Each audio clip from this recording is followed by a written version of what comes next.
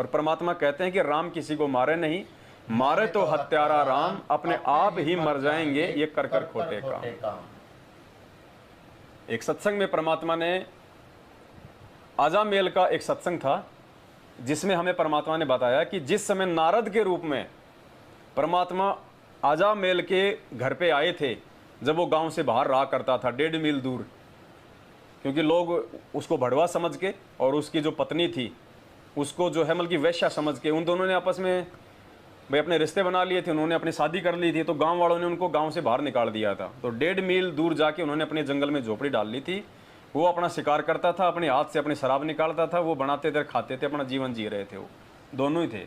तो मालिक की अच्छी आत्मा थी, पिछले जन्म की आत्मा थी, इसलिए परमात्मा ने उनको वहाँ से निकालना था।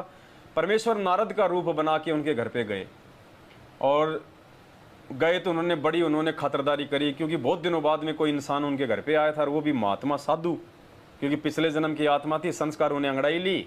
आओ जी महाराज जी, अहो भाग्य, हे महाराज, आज तक कोई इंसान नहीं आया रहा है, तो कोई मतलब साधु संत आया, हमारे तो भाग खुल गए। अब नारद जी ने देखा भाई गांव वाले कह तो सही रहे थे, क्योंकि किया तो गांव वालों ने मजाक था। नारद जी ने गांव में कहा कि भाई यहाँ कोई भगत परिवार है क्या जहाँ पे मैं रात बिता सकूं? तो गांव वालों ने देखा रही इसको कोई भगत ही दिखाई नहीं देता गांव में, बड़ा अपने आप में साधु बन रहा है। बोले यहाँ से 1.5 मील दूर है, बोले 1 नंबर का भगत है, बोले वहां जाओ महाराज आप। गांव में तो बोले ऐसे, बोले लल्लू पंजू भगत ही हैं, 1 नंबर का भगत बोले वो है।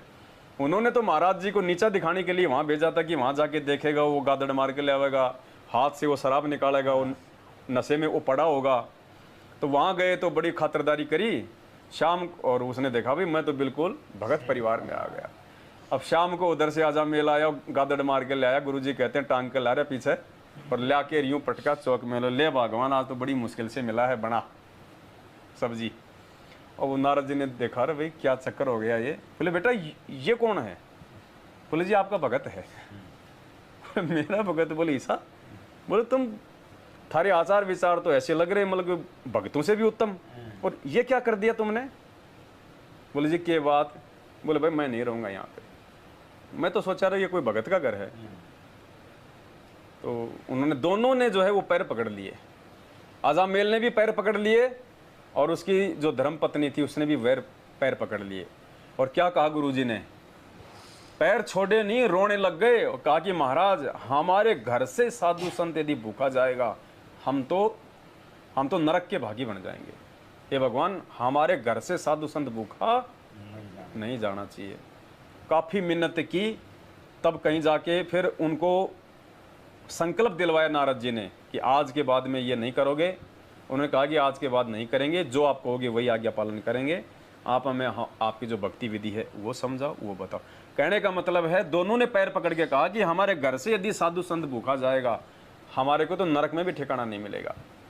पुण्यात्माओं, जब दिल्ली में साध संगति थी 2 महीने पहले, तो वहां तो जानबूझ के भक्तों को मार पीट कर करके उनको भंडारा तक नहीं करने दिया, और उनको दिल्ली से बाहर निकाला।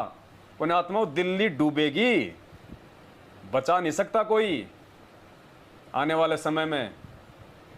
और यहाँ हिसार में जब साध संगति थी, पुण्यात्माओं, यहाँ भी इन लोगों ने भंडारा नहीं करने दिया। तो वो तो शुक्र है परमात्मा का, जो पुलिस वालों को परमात्मा ने प्रेरणा करके और भक्तों को भंडारा करने दिया।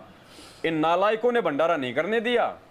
अगर पुलिस नहीं होती तो ये भंडारा नहीं करने देते हमारे को। पुण्यात्माओं, असर पड़ेगा।